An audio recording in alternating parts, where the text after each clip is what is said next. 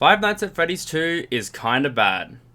Have I got your attention now? If you pulled anyone off the street and asked them what their favourite Five Nights at Freddy's game was, they'd probably wonder what the f is a Five Nights at Freddy's, because the average person doesn't play Five Nights at Freddy's. But for most hardcore fans, the general consensus is that Five Nights at Freddy's 2 is one of, if not the best game in the franchise.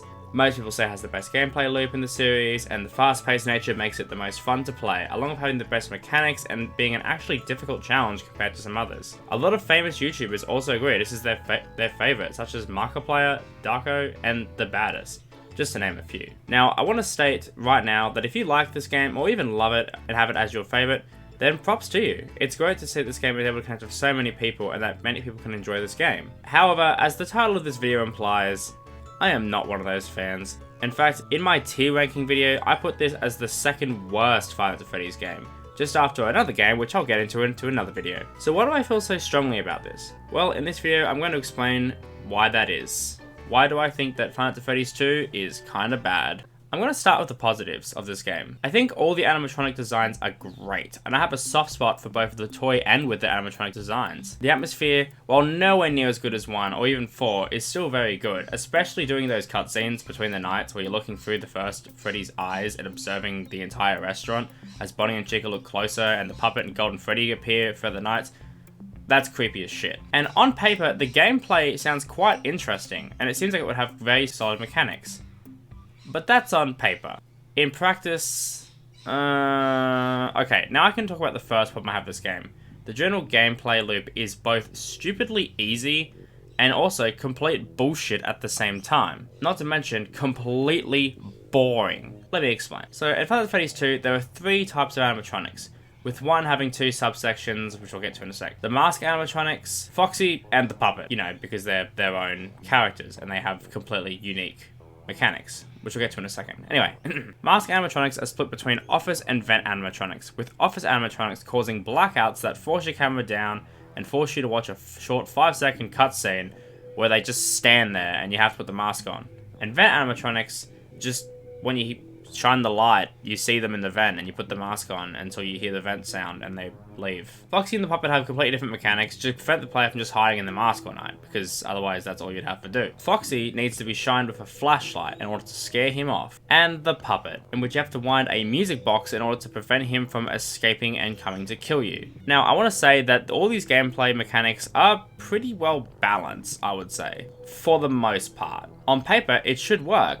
But then you remember that there's 10 or 11 characters in this entire game, and only 2 of them have completely different mechanics. Only one requires the camera, and only one requires the flashlight, meaning this is the gameplay loop. Wind music box, put mask on, when you leave or camera is forced down, shine light to stop Foxy. That's the game. That's the entire game. There's no point to checking any of the other cameras in this game, or using the flashlight in the camera, because you're not even going to be looking at anything in the actual camera themselves. So really, it should just be a button that's like, oh, this is the wind music box button. Press this every now and then. The cameras serve absolutely no purpose. And yes, while I understand for environmental and atmospheric purposes, having a camera makes the environment seem more real, it means nothing when there's literally no use to it at all. There's no point in checking when an animatronic is about to get into your vent because, you know, you just put the mask on every time that you leave the camera and hello. Now, obviously, if you're a first-time person coming into this game, I can understand how this may be quite entertaining, quite fun, and even a little bit terrifying. However, once you play this game for a while and you've, you know, actually experienced some of the harder nights, oh god, some of this stuff gets old really quick. Shining Foxy with the flashlight feels super unsatisfying.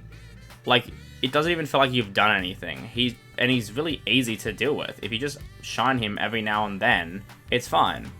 And normally it's fine, except on the later nights when you get bombarded with the blackouts every 2 seconds.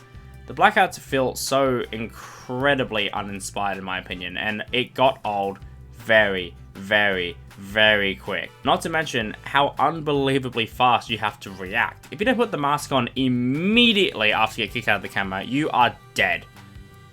Like, straight up, you are dead. You don't get any Any downtime, no, you're just dead. And don't even get me started on Toy Bonnie, who is like a combination of a vent and an office animatronic. He sits at the vent, you put the mask on, and he may decide to come into the office. This guy can take so long to do his stupid animation of coming out of the vent and checking you that you lose your entire music box wind up and you can die if Foxy hasn't already killed you already. This brings up my next point. Since the game is so bland yet frantic, the game isn't really scary in the slightest. In fact, I just get absolutely infuriated.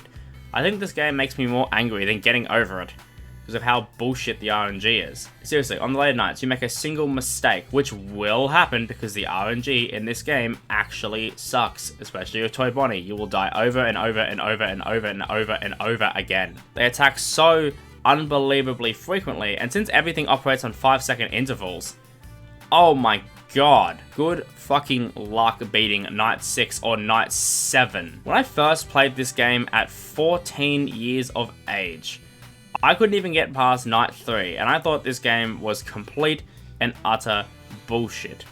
Like, look at a lot of like famous YouTubers' first playthroughs of this game, and you'll understand just how unbelievably stupid this mechanic is. I mean, I've played this game enough that I can beat the first 5 nights no problem, but Night 6 and especially Night 7 give me troubles all the time. This game just feels incredibly rushed, which I think actually Scott confirmed in a interview once. I saw online that he had said it. I don't know, don't fact check me on that.